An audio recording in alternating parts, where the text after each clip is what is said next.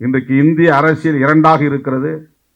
ஒன்று மதச்சார்பின்மைக்கு ஆதரவு அணி, இன்னொன்று மதச்சார்பின்மைக்கு எதிரான அணி.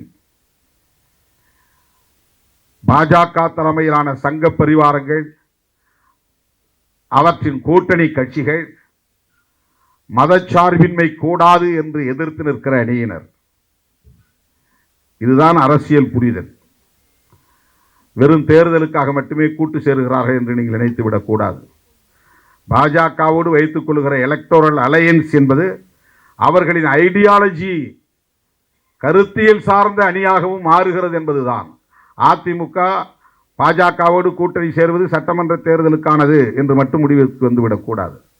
பாஜக முன்வைக்கக்கூடிய கருத்தியலுக்கும் அவர்கள் துணை போகிறார்கள்.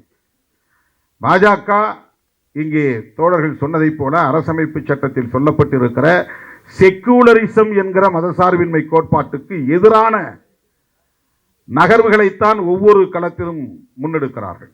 அவங்க மூவ் பண்ற ஒவ்வொன்றும் செக்குலர் இங்கே கூடாதுங்கிறது தான். செக்குலரிசம் இங்கே கூடாது என்பதுதான். கான்ஸ்டிடியூஷன் அதுதான் இன்றைக்கு அவர்களுக்கு மிகப்பெரிய நெருடலாக இருக்கிறது, நெருக்கடியாக இருக்கிறது, உறுத்தலாக இருக்கிறது, சிக்கலாக இருக்கிறது. வெளிப்படையாக கான்ஸ்டிடியூஷனை எதிர்க்க முடியவில்லை, வெளிப்படையாக அம்பேத்கரை விமர்சிக்க முடியவில்லை.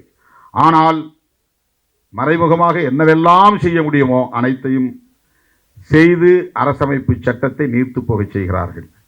ஏன் என்றால் இந்த சட்டம் செக்யூலரிசத்தை முன்மொழிகிறது, ஏற்றுக்கொண்டது. இதை திருத்தத்தின் மூலம் மேலும் உறுதிப்படுத்திய இயக்கம் காங்கிரஸ். இந்திரா காந்தி அம்மையார் சோசலிஸ்ட் செக்யூலர்ங்கிற 2 வார்த்தையை இன்செர்ட் பண்றாங்க 1976.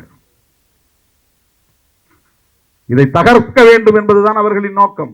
எனவே காங்கிரஸ் தலைமையிலே மதச்சார்பின்மைக்கு ஆதரவான அணி இந்தியா முழுக்க இயங்குகிறது. பிஜேபி தலைமையிலே மதச்சார்பின்மைக்கு எதிரான அணி இந்தியா முழுவதும் இயங்குகிறது. இந்த அரசியலை இப்படித்தான் நாம் கூர்மைப்படுத்த வேண்டும். யார் மதச்சார்பின்மைக்கு ஆதரவானவர்கள், அவர்கள் அனைவரையும், அனைத்து ஜனநாயக சக்திகளையும் நாம் அணிதிரட்ட வேண்டும்.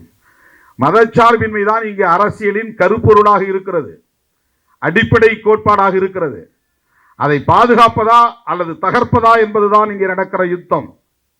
செய்திகளை உடனுக்குடன் தெரிந்து கொள்ள கீழ்கண்ட கேபிள் மற்றும் டிடிஎச் நெட்வொர்க்குகளில் எம்நாடு செய்தி தொலைக்காட்சியை காணுங்கள். பாதகம் செய்பவரை கண்டால் நாம் பயம் கொள்ளலாகாது பாப்பா. மோதி மிதித்துவிடு பாப்பா, அவர் முகத்தில் உமிழ்ந்துவிடு பாப்பா. அண்மை செய்திகளை உடனுக்குடன் தெரிந்து கொள்ள இணைந்திருங்கள் எம்நாடு தொலைக்காட்சியுடன்.